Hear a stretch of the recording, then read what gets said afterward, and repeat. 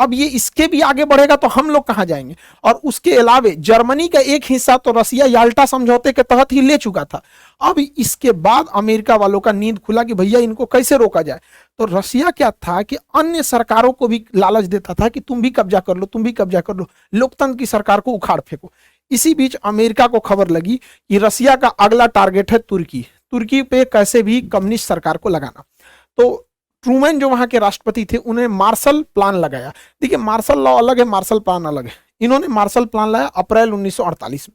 इसके तहत जो देशों पे रसिया अपना प्रभाव जमा रहा है कि तुम लोकतंत्र छोड़ के कम्युनिस्ट आ जाओ, वहां पर ये लोग क्या करते थे, मार्शल प्लान के तहत पैसे देते थे ताकि वो रसिया के फेवर में ना जाए। तो तुर्की और साइप्रस को कैसे भी ये पैसे उसे दे के अपने फेवर में लाए, वरना तुर्की भी हो चुका था कम्युनिस्ट देश। रसिया यूरोप की ओर बढ़ते जा रहा था। रीजन क्या, रसिया का एक क्षेत्रफल खुद का रसिया इतना बड़ा था, इसके अलावे रसिया के साथ सेंट्रल एशिया यूएसएसआर का हिस्सा था, काकेसस यूएसएसआर का हिस्सा था, ये बाल्टिक देश यूएसएसआर के हिस्सा थे सब, ये उस समय बेलारूस, यूक्रेन, ये सब उस समय रूस का ही पार्ट हुआ करता था, इतना बड़ा। इसके अलावे अब रसिया एंट्री करना चालू किया।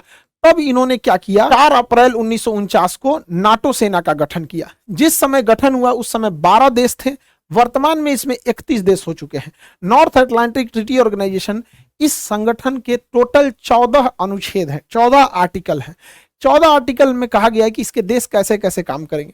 इसका 5वां आर्टिकल सबसे खतरनाक है कि इन वर्तमान में जो 31 देश हैं, अगर इस 31 देश में कोई बाहरी देश 31 आपस में मार करे तो कोई दिक्कत नहीं है, ये किसी को मारे तो कोई दिक्कत नहीं है, लेकिन अगर कोई दूसरा देश इनके ऊपर हमला करेगा तो ये 31 मिल के मारेंगे उसको।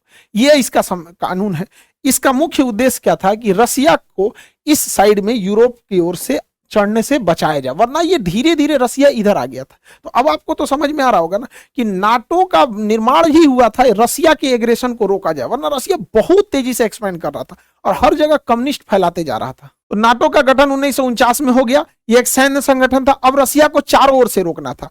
तो रसिया को सेंट्रल एशिया से रोकने के लिए, ईस्ट एशिया से रोकने के लिए सेटो बनाया गया, South East Asian treaty organisation, SEATO 1954 में बनाया गया। इसको हथियार, सेटो में मुख्य रूप से किसे शामिल किया गया, तो थाईलैंड को और इधर से फिलीपीन को, और नीचे में ऑस्ट्रेलिया और न्यूजीलैंड, ताकि इधर से ये लोग अमेरिका के फेवर में रहे। और इन्हें हथियार कौन दे रहा था, अमेरिका, ब्रिटेन, फ्रांस। इधर से ये लोग सपोर्टिव हथियार दे रहे थे कि इधर से चाइना, कोरिया, इन सबको बिजी रखा जाए ताकि रसिया इस साइड में बिजी रहे। और इधर से नाटो डायरेक्ट रसिया को इंगेज कर रहा था।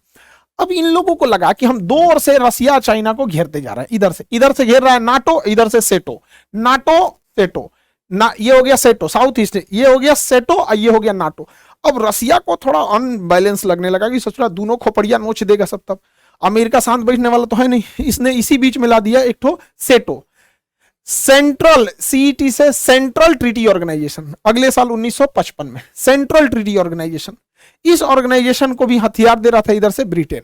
इसमें कौन कौन से, इसमें थे तुर्की, इराक, ईरान और पाकिस्तान। सोचिए ये सेंट्रल थे सब। ये हो गया सेटो। अब ये रसिया पे दबाव बनाते थे सब, यहां पे रसिया को आगे बढ़ने से रोकते थे सब, सेटो। इधर से कौन चढ़ता था, सेंटो, इधर से सेटो, ये हो गया सेंटो, ये सेटो, ये सेंटो, इधर से नाटो। चारों ओर से रसिया को घेर लिया सब, नाटो, सेंटो, सेटो, चारों ओर से रसिया को घेर लिया सब। रसिया को लगा कि भैया हम तो पिसा जाएंगे।